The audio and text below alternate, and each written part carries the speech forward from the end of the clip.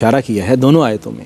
ایک میں اولئک هم المتقون میں حضرت سیدنا صدیق اکبر کو متقی فرمایا گیا، اور وَسَيُجَنَّبُهَا الْأَتْقَى میں اتقا فرمایا گیا. دیکھیں ایک جو متقی ہوتا ہے یعنی وہ عام جو پرہیزگار، ہم عام پرہیزگار کہتے ہیں متقی، اور اس سے جو زیادہ پرہیزگار ہوتا ہے اس کو ہم کہتے ہیں تقی، اور جو سب سے زیادہ پرہیزگار جس کو سپرلیٹو ڈگری ہم کہتے ہیں وہ ہے اتقا، مبالغے کا صیغہ. حضرت ابوبکر صدیق رضی اللہ تعالیٰ عنہ کے لیے متقی کا لفظ بھی آیا، یعنی تقوی کے جو چھوٹے پہلو ہیں حضرت ابوبکر صدیق نے ان کو بھی نظر انداز نہیں کیا، اور تقوی کا جو معراج ہے جہاں پر حضرت ابوبکر صدیق اس میں بھی پیچھے نہیں رہے بلکہ وہ امت کے اتقا کہلائے گئے. وَسَيُجَنَّبُهَا الْأَتْقَى، اور یہ قرآن مجید کا بہت بڑا ٹائٹل ہے جو حضرت سیدنا ابوبکر صدیق رضی اللہ تعالیٰ عنہ کو دیا. اور پھر آپ کی تقوی اور طہارت کی خوبصورت مثالیں ہمارے پاس تاریخ نے دی ہیں، اور احادیث مبارکہ میں ان کا ذکر ہے.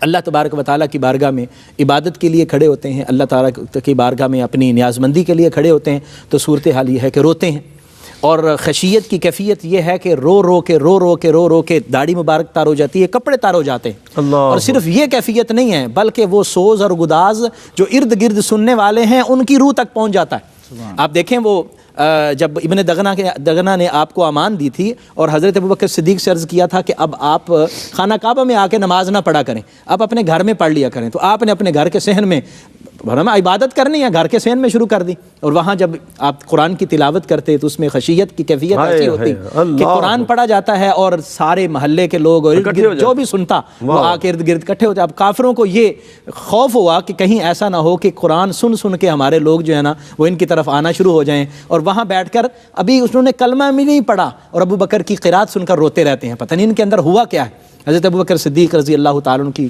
صورتحال یہ ہے. اور پھر عبادت اتنی ہے، ریاضت اتنی ہے کہ نبی کریم صلی اللہ علیہ وآلہ وسلم نے خود حضرت ابوبکر صدیق رضی اللہ تعالیٰ عنہ کی عبادت کا ذکر فرمایا. حضرت عائشہ صدیقہ رضی اللہ تعالیٰ عنہ فرماتی ہیں کہ ہم نے اپنے والد محترم کو دیکھا کہ ان کے پاؤں سوج جایا کرتے تھے، یعنی حضور صلی اللہ علیہ وسلم کی جو عبادت کا فیض ہے وہ اس طرف سے بھی حضرت ابوبکر صدیق کو ملا. حضرت ابوبکر صدیق کے پاؤں مبارک کی سوجنے کی روایات موجود ہیں.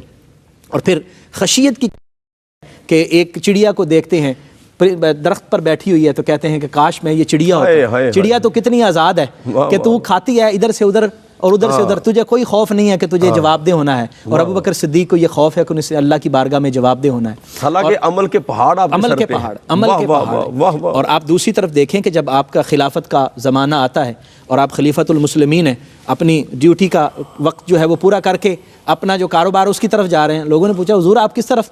حضرت امیر المومنین عمر فاروق نے پوچھا حضور کس طرف؟ فرمایا کہ میں نے اپنے بچوں کا پیٹ بھی پالنا ہے.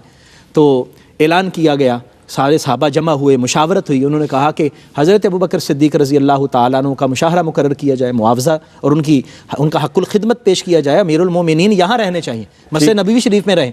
حضرت ابوبکر صدیق نے فرمایا پھر جو مدینے کے مزدور کی مزدوری ہے اتنا ہی میرا معاوضہ مقرر کیا جائے. واہ واہ واہ، کیا کہنے، کیا وہ معروف روایت جو اہل خانہ نے ایک مرتبہ میٹھا تیار کیا تھا، کہا یہ کہاں سے بچا؟